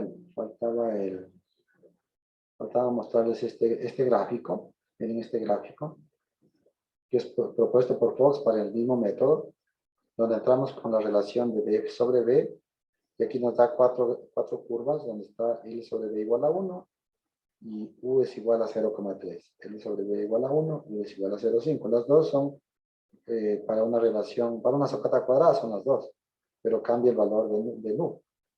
¿Sí? Y las de arriba también para la relación de L sobre B igual a 5, pero cambia el valor de nu. Entonces es bastante limitado este gráfico, sin embargo, pues es el que nos da en el método. Pero ya les voy a, ahí tengo una tabla donde podemos calcular con esa tabla que tenemos más opciones, más alternativas para calcular el factor de profundidad y F. ¿Ya? Entonces, copien por favor este problema, que ya lo voy a copiar allá en el OneNote para resolverlo ahí, ¿ya? Lo voy a copiar ahí. En el OneNote. Ustedes copien ahí y yo les copio en el OneNote.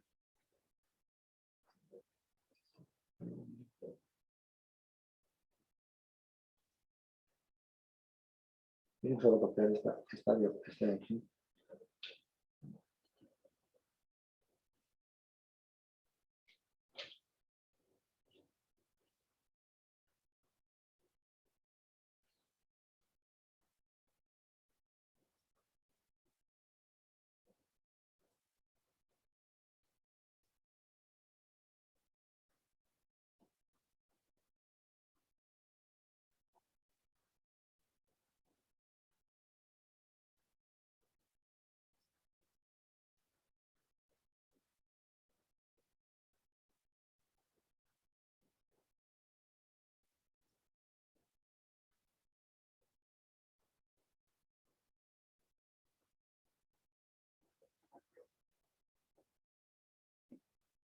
Ya, voy a pasarme a OneNote.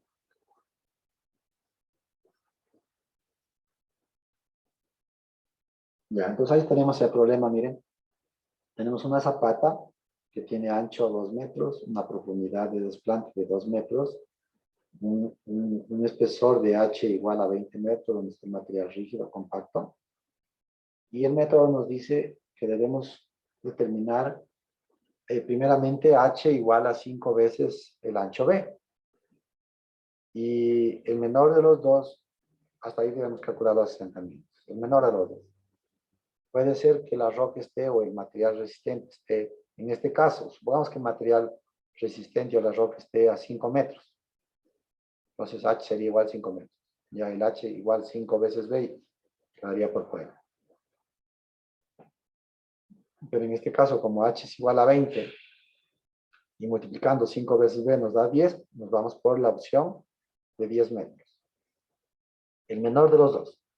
El menor de los dos cogemos. ¿Ya? Entonces aquí está la ecuación. Ya la vemos. Un poquito. Ya. Entonces, como nos pide que calculemos en el centro, ¿no es cierto? En el centro de la cimentación, entonces para nosotros M va a ser igual a 4, ¿no es cierto? Este va a ser, en nuestro caso, M va a ser igual a 4. En nuestro caso. Para este problema. Ah, no, aquí está. M igual a 4. ¿Ya? M igual a 4. Pues vamos a determinar a qué es igual M y N para poder reemplazar en esta ecuación y calcular los valores de I0, de I sub 1 y I sub 2. Entonces calculemos el valor de M. Primeramente B. B'.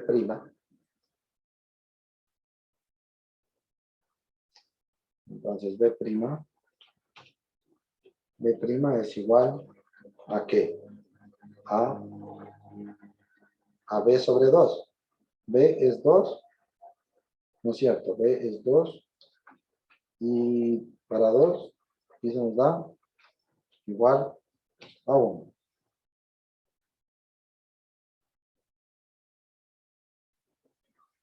Igual a 1. ¿Ya? B'. Y L', ¿cómo estamos? L', L' es igual, L que es 10, para 2, 5, ¿no? 5. Ya tenemos B', L'. Y con eso podemos determinar a qué es igual M.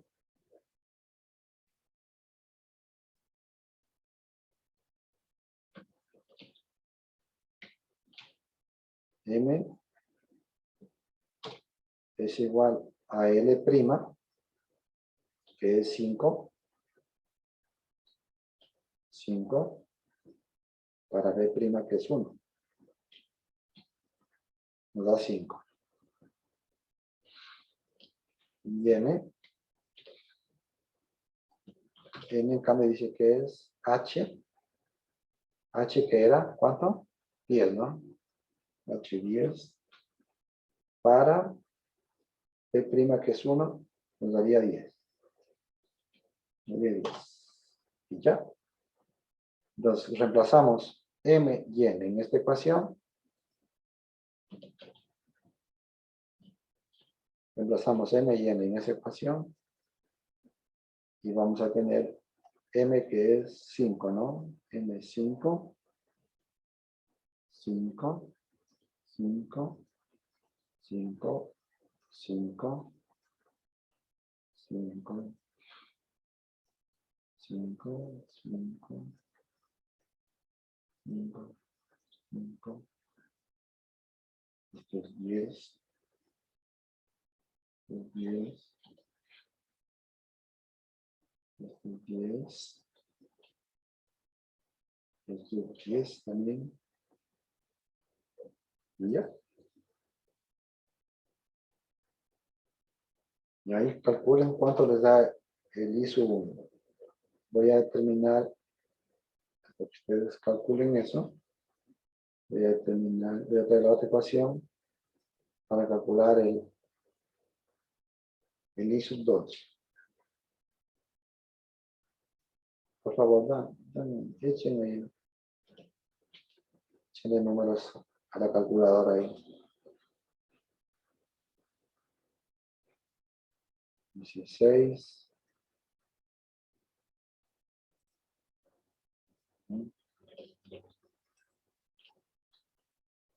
Entonces, n igual 10. ¿Será, no? Sí. 10, 5, 5, 10, 10. Ya, sí. Me ayudan, por favor, con esos resultados.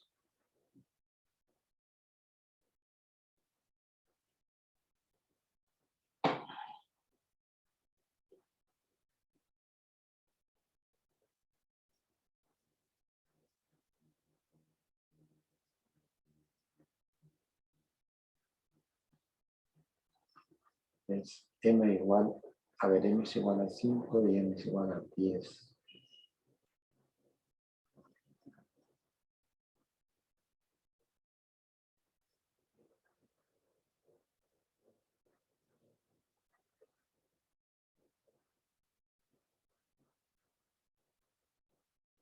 Cinco y 10. 5 y 10. 0,758. Me da 0,758.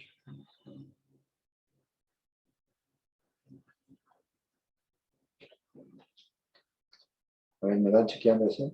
Por favor. 0,758. Y el otro es... Luego... Tengo igual 10.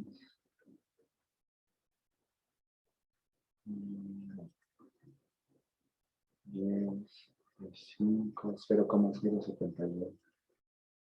0,071. ¿Sí están haciendo? A mí ya les voy a mostrar dónde saqué su valor. Quiero que me digan si está bien o no.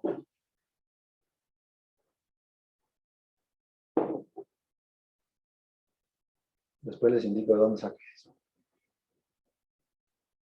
Profe, a mí el I2 me dio 4.05. 10.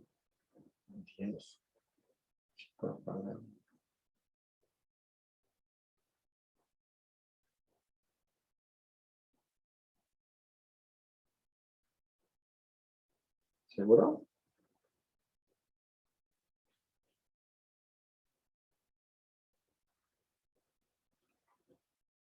N es 10. 10, 5, 5. Sí sale eso. ¿En radianes pusiste, pero? En radianes sí sale 0,071. Ya, gracias. ¿Y el otro?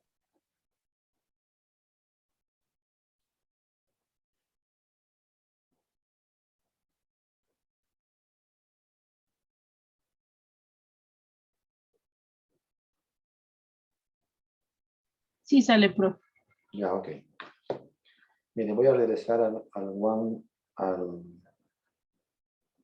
a dejar de compartir un segundo. Voy a regresar a las diapositivas.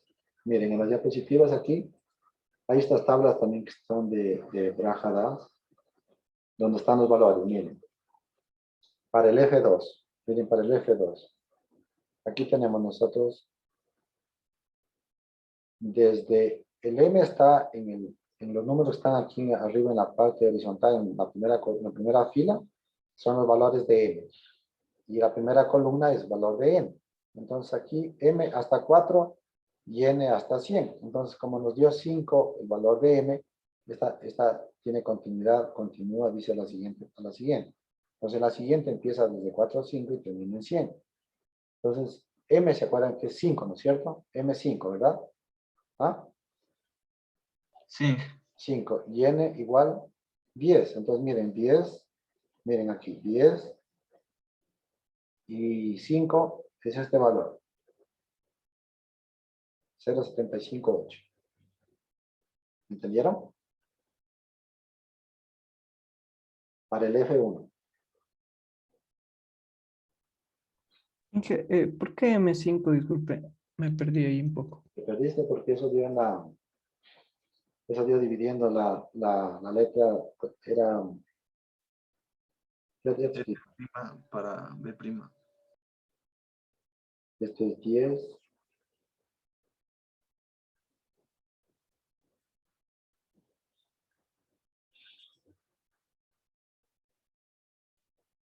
No, no me deja. No me deja. ¿Sí me entendieron esto o no? Sí. ¿Sí? Yo estoy cogiendo este valor y este valor. Entonces, a coger ese valor, miren, este sería el resultado para F1. ¿Ya? Vamos con el F2. El F2 es igual. El 4 no me alcanza, la siguiente página. Sería n igual a 10. Sería aquí. 10. Y aquí la columna del 5 sería este. Miren, ¿se ven?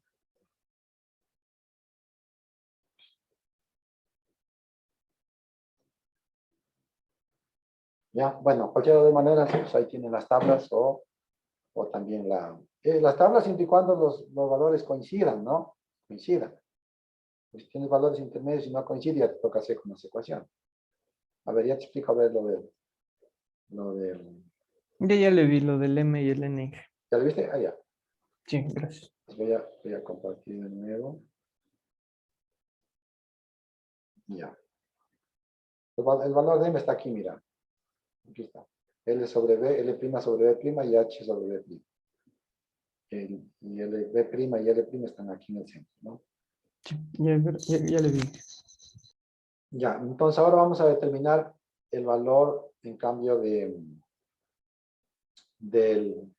IF. Entonces, para determinar ese factor IF, que es este. Ahorita determinamos, miren, es el I, no falta todavía. Hemos determinado el I1 y el I2. Y con el I1 y el I2 vamos a calcular el IS. El IS. Entonces, para determinar el IS, está ahí. Vamos a determinar el IS ahí. Entonces, reemplazamos el IS1, que es 0,758, perdón. 25,8. 2 veces mu, que es 0,3, ¿no?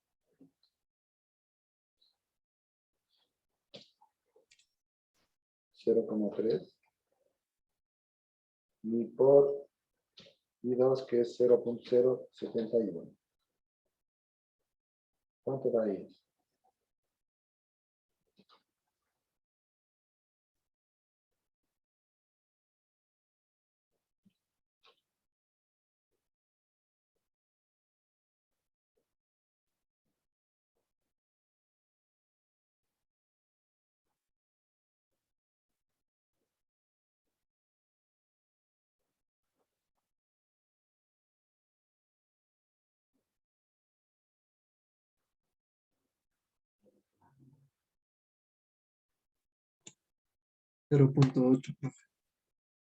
Sí, cerradito, 0.8.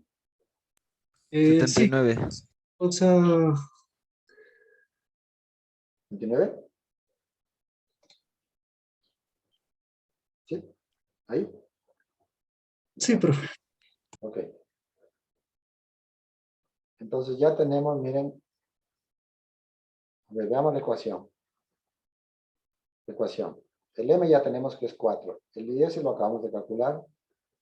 Y nos falta el IF. IF nos falta. Entonces, para determinar IF, les había mostrado esta tabla que estaba en el libro. Pero esta tabla, como ustedes pueden ver, es muy limitada. Digamos, este gráfico es muy limitado. Por eso tenemos 4 curvas. Y 2 valores de nu en realidad. Y 2 valores de L sobre B. Entonces, si entramos con la relación D sobre B que es DF 2 para 2 a 1, ¿no es cierto? 2 para 2 a 1. Entonces, entraríamos por aquí, D sobre B sería 1. ¿Cuánto es L sobre B? ¿Cuánto era L sobre B? ¿Cuánto era L sobre B? 5. El H es 2, 10 para 2 a 5, ¿no es cierto? 5. L sobre B. Entonces, vamos por aquí con 1 a la relación de L sobre B, 5. ¿Cuál de las dos cojo? ¿Cuánto era nu? 0.3. 0,3. 0,3. Cogería la tercera curva que está aquí. Entonces voy por aquí con el 1. ¿Sí? Voy por ahí y cojo ese valor que está ahí.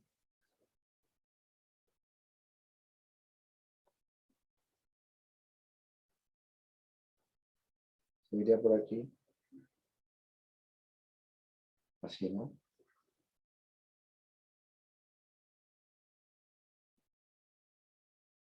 Igual de ahí.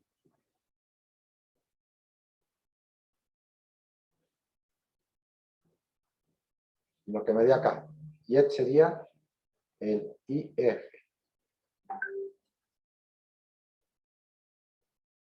¿Ya? Pero es muy limitado este gráfico. Acá tenemos una tabla que nos da brajadas y me parece mucho mejor. ¿Por qué? Porque le dividimos B para L. 0, perdón, B que es 2 para L que es 10 nos da 0,2. ¿Sí? 0,2. Vamos a sacar la relación de nu, que es 0,3. DF sobre B, que es 2 para 2, 1. Entonces, dentro de esto es 1. Entonces, mira, cogemos el 1, y ahí vamos para acá. Y de aquí hacia abajo también. El valor es 0,78. Entonces, el IF que está aquí es 0,78. ¿Me entendieron? ¿Sí me entendieron o no? Sí. Sí, profe.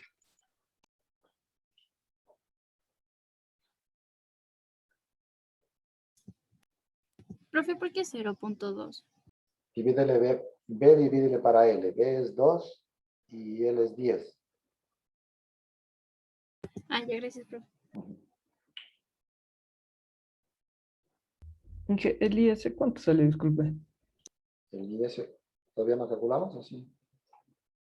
No, ya calculamos, me dieron el dato Ah, ya. 0,79. Bien.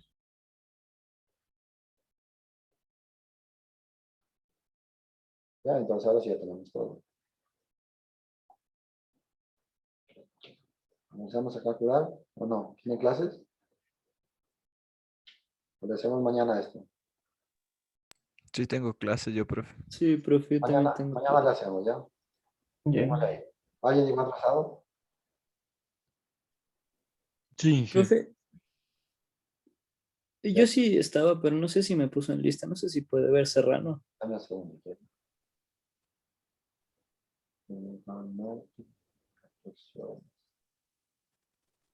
A ver, gallegos.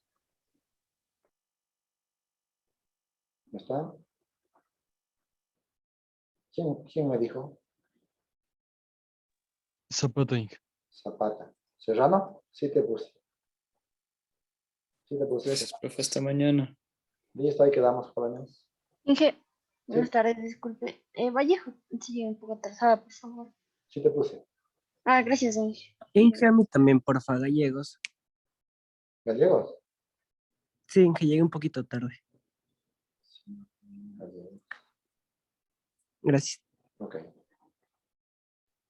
Gracias, Inge. Hasta luego. ya nos vemos. Hasta Ya, luego, que les vaya muy bien, cuídense. Hasta luego, profe. Hasta luego, Inge. Chao.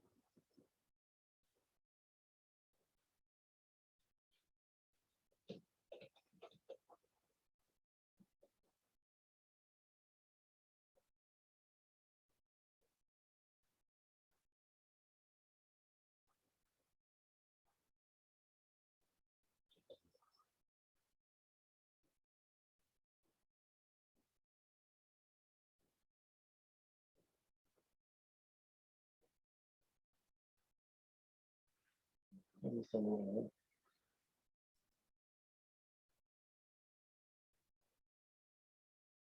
Sí.